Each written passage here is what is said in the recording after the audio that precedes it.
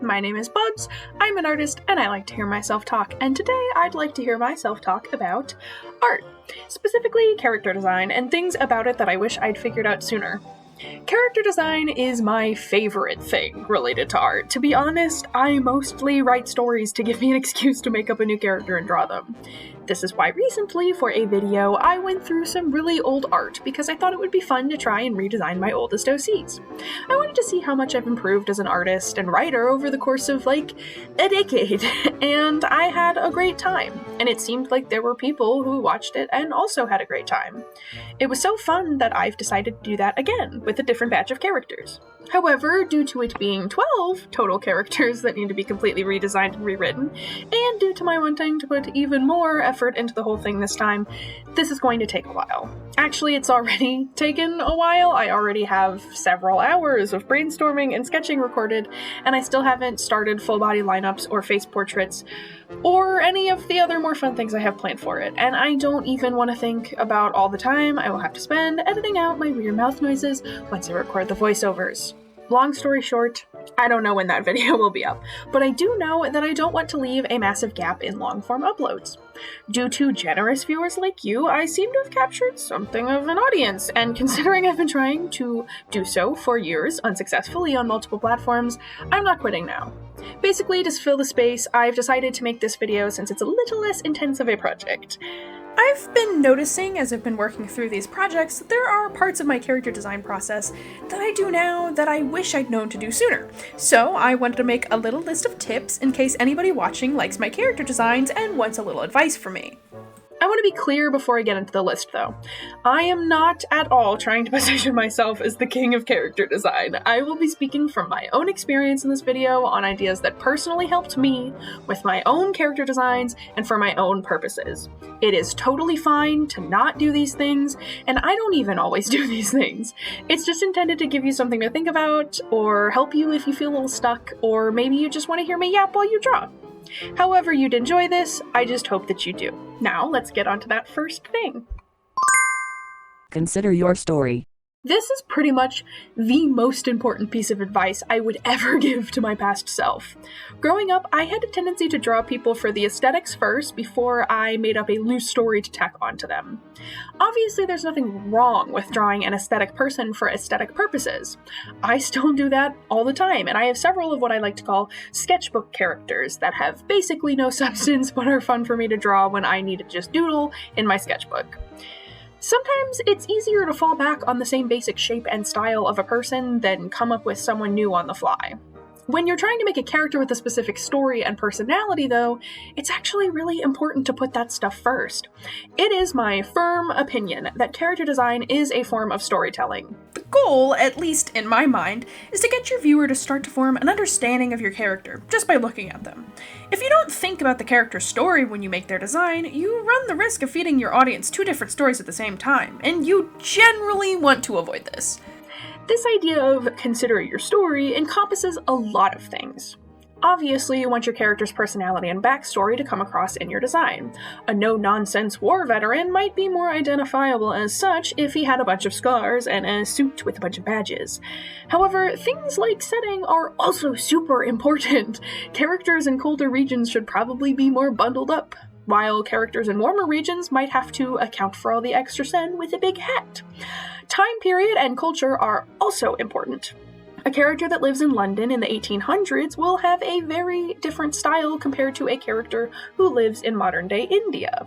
This extends to made-up fantasy settings too. You can always make up your own rules for how people dress or present themselves. One thing I never used to consider, though, is how lifestyle informs a design. This is more than just how someone with a certain job or participating in a certain sport will probably wear a uniform for it. Think about those smaller details, like bags, stuff they always carry, shoes they always wear.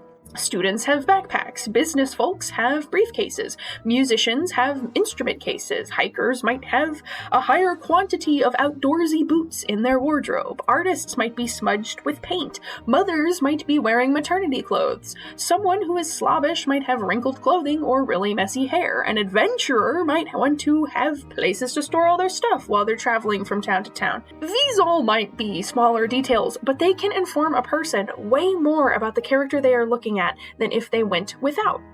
In summary, you want to make sure that at least a part of your character story comes through in a design, whether that be something about their personality, life experience, culture, setting, or lifestyle. Find inspiration. Break out the Pinterest, it's aesthetic mood board time. Sometimes it can be hard coming up with a visual design for a character that you want to have a very specific look or vibe, especially if it is one that you are not familiar with, and seeking out examples of that thing can be super helpful.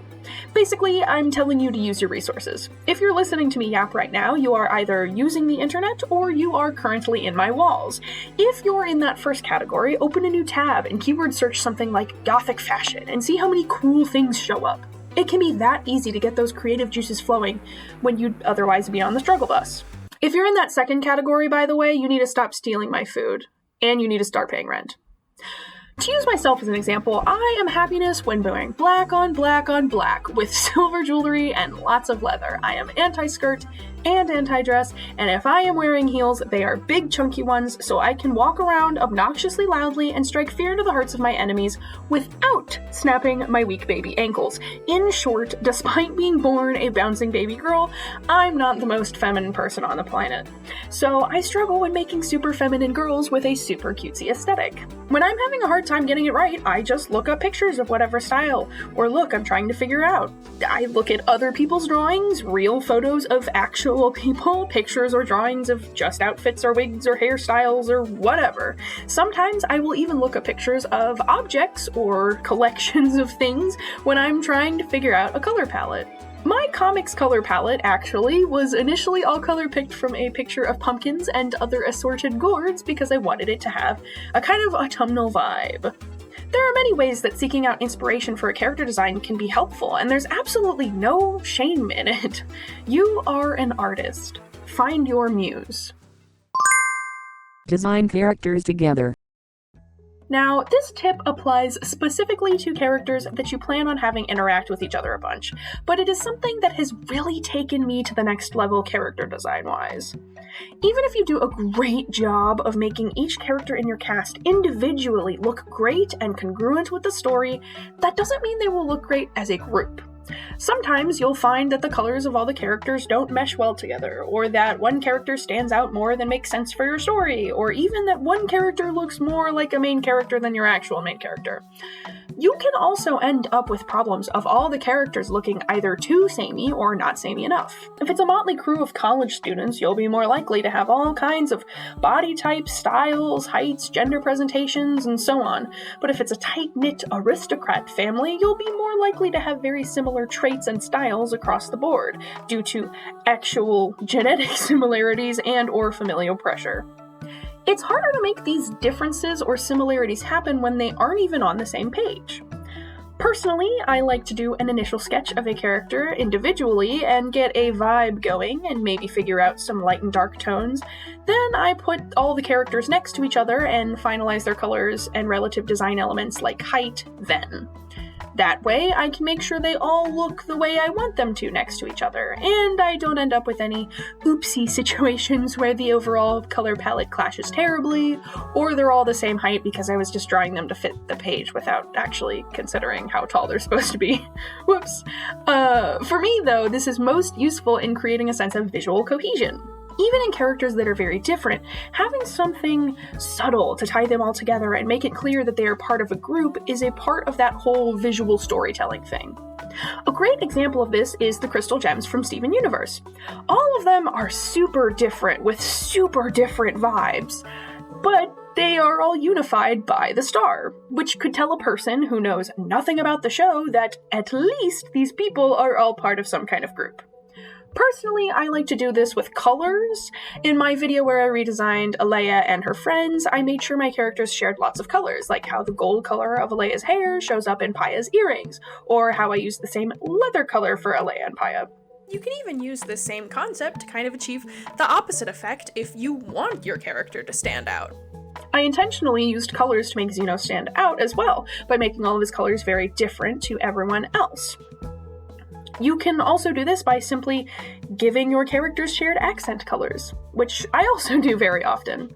As an example, take a look at these 3 characters from my comic Girl and Ghost. This is an edited drawing of them to take away their accent colors. Now, they all look good. They all look to be around the same age, and they all look to be somewhere a bit cooler, or at least not somewhere super hot. They are all unified in that way, and they could totally be in a group together. However, when I add back in their accent color, yellow, they are much more unified despite how different they look. It is such a subtle change, but it makes a big difference, and this is something you could totally miss if you were designing all your characters separately. Exaggerate. Exaggeration is a very useful tool in your character design. Exaggeration is a very useful tool in character design, regardless of your art style, and is the key to making them memorable. Generally, when you think of cartoon characters, the features you remember the best are the features that are the most exaggerated, like Mickey Mouse's big ears, or Squidward's big nose, or Jessica Rabbit's big boobs. This extends to people too. If you think about people in general, you tend to remember the features that stick out about them, like a big nose, big glasses, big ears, big hair, really small hands or feet, very thin lips, small chins, etc., etc. The human mind is hardwired to seek out differences, so exaggerating something about a character is a great way to help their design stick in the mind of the viewer and be recognizable regardless of who is drawing them. You want people to be relatively sure about one particular detail if they try to draw your character without reference. A great example of a piece of media I personally love that does a great job with this concept is Gravity Falls. All the characters in Gravity Falls have something about them that's a bit exaggerated, like Dipper and Mabel's giant heads, Stan's big nose and giant fez, Seuss's really exaggerated body shape, Wendy's big hat, and Gideon's big hair. Even if I wasn't looking at them, I could still give you these features. In fact, I wrote this part of my script without looking at references at all. My Little Pony also does a pretty good job of this. Even in a sea of really colorful horses that all have the same base model and shape, the main 6 stand out a lot due to their more detailed cutie marks, exaggerated mane and tail shapes, and more complex color palettes. This goes for other characters that are important and not just background ponies, like the princesses, Big Mac, Chrysalis, and Sunburst. To give a bit of a before and after example though, I'll grab a handful of some of my not yet officially written or published characters to really show off the difference exaggerating things can make. First, I'll show an edited version of the designs that makes them all more simple and stand out less. These all look totally fine, but they look way better when I add back in the features that make them exaggerated. The poofy hair, poofier clothing, wider hips, more exaggerated shapes, the higher contrast and saturation, they all give them more visual interest and something that will set them apart from a crowd. I'm getting out of breath. I think I'm dying. The best part is that it was super easy. I already wanted Raby to have wide hips, I just made them wider. I already wanted Fox to be fluffy, so I just made him more fluffy. I already wanted Mina to have a poofy dress, so I just made it poofier. It's the same for any character design or element, regardless of whether you have a cartoony style or not. If you wanted to give them a big hat... Oh, big, pick, god, shit, I hate everything.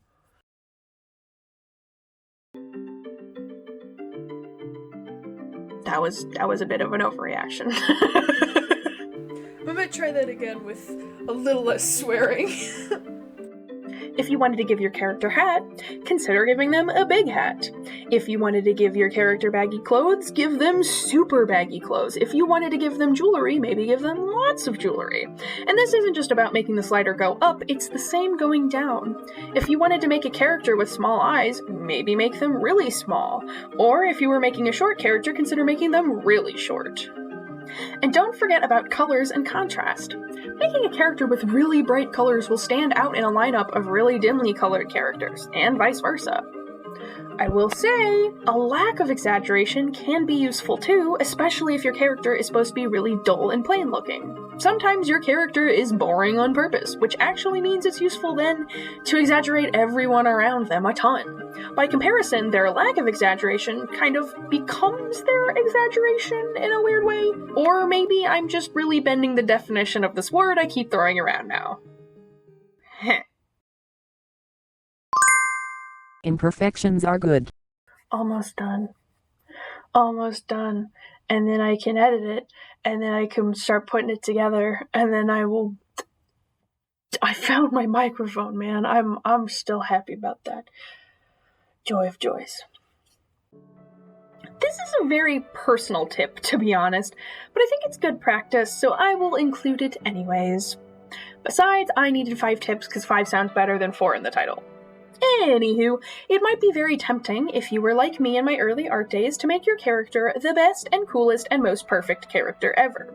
The best and coolest and most perfect people, theoretically, should be the most interesting to read about because, well, they're the best and coolest and most perfect. But the truth is, it's just not very accurate to how people are. People are not perfect. People mess up and fall down and get grass stains on their knees and coffee stains on their shirts. Sometimes a button or zipper falls off their favorite jacket. Sometimes they have an untamable cowlick in their hair that just won't lay down flat, or a bald spot from a bleaching incident. Sometimes they have stretch marks, or chipped nail polish, or acne, or crooked teeth, or pronounced veins. Sometimes they have a bad spray tan, or sunburns, or crappy blown-out tattoos, or piercings they regret. But all the time, people want to see themselves in the media they consume. People are never perfect, so presenting them with a character that never has bad days, or flaws, or anything like that is generally annoying rather than endearing. Obviously, the writing of the character is largely the problem there, but I think character design can be an interesting tool for making your character flawed as well.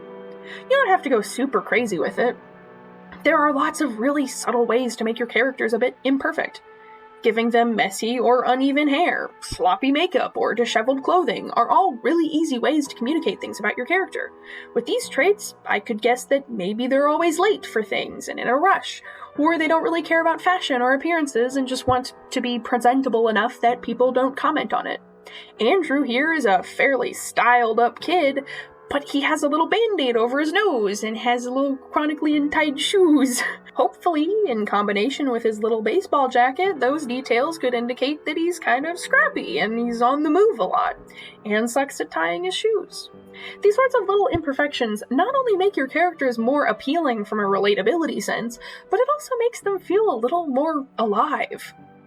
This character seems to have been bitten by an animal, and this character seems to have had top surgery. A crossed-out heart tattoo tells me this character had their heart broken by someone that meant a lot to them. Or maybe they're impulsive, but still got their heart broken. A banged-up knee tells me this character could be athletic and does a lot of physical activity, or maybe just that they're super clumsy and keep falling down. It makes all these characters feel like they actually have lived experiences and are out in the world doing things rather than sitting around to be dressed up. Now, obviously, a lack of imperfections can be useful for telling a story too, but that's kind of my whole point. These choices, whether for or against, will translate to your audience whether you like it or not. On a deeper note, though, I found that I was able to see beauty in things that I didn't previously when I started to draw them. I used to hate some of my own physical features, like body hair, or a soft stomach, or acne. It wasn't until I started drawing them on my characters that I got better at accepting that they aren't a bad thing and are just occasionally a part of somebody's body or life. My characters having these things didn't make them ugly or bad suddenly, and sometimes I found that those features made them more unique and therefore more visually appealing. Now, I won't even start to advertise this as a way to cure any kind of body image issues. I still have body image issues. I'm only human and am susceptible to social pressure-based shame. But it was a big step for me to realizing that imperfections aren't necessarily negative things. They can be perfectly neutral things, or even positive things, depending on how you look at it. Life would be boring if everything was perfect, anyway. As an artist, I use art to teach me things about myself and other people, what I want to see in myself and in the world, and I think it's kind of a disservice to myself to only draw people that fit a very specific social or beauty standard. That's not what I see in the world, and I don't need to see it in people to ascribe them value or beauty or anything. People are people, and representing people as people with all their glorious little imperfections is awesome. And that's that. Ended on kind of a philosophical note there or something. If you made it this far, thank you so much. I'm glad you stuck around. If this was your first video with me, I hope I made a good first impression, and I'd love if you would drop by the next time I upload too, but I understand if not. You're probably busy. No hard feelings. If this is not your first video with me, thank you for coming back, and I hope you noticed that my yapping was a little more organized and a little less fuzzy this time. That's right, not only did I script this, but I found my stupid, idiot, dumb microphone. It was a very long quest, but I did it. Hopefully this made for a better experience. If any of these tips were helpful to you, please let me know, and please let me know if you'd want to hear more advice about art-related stuff from me. This was a pretty nice experience, very low-key, and I'm very stupid. God damn it. This was a pretty nice experience, very low-key, and I'm always down to ramble about art. Also, if you think that my tips here could be helpful to anyone else, please consider sharing this with them. I'm trying to get a little bit more traction, so I would definitely appreciate your help with that. Enough outro stuff. I'll let you go. Thanks again for watching. Try to get some fresh air and say something nice about yourself. Bye.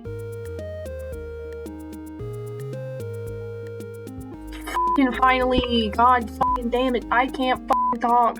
I can't read. I'm trying to do this. I'm a fraud. I'm a sham. How could I even purport to do this professionally if I can't fucking talk? No. I'm done. It's done. I'm done.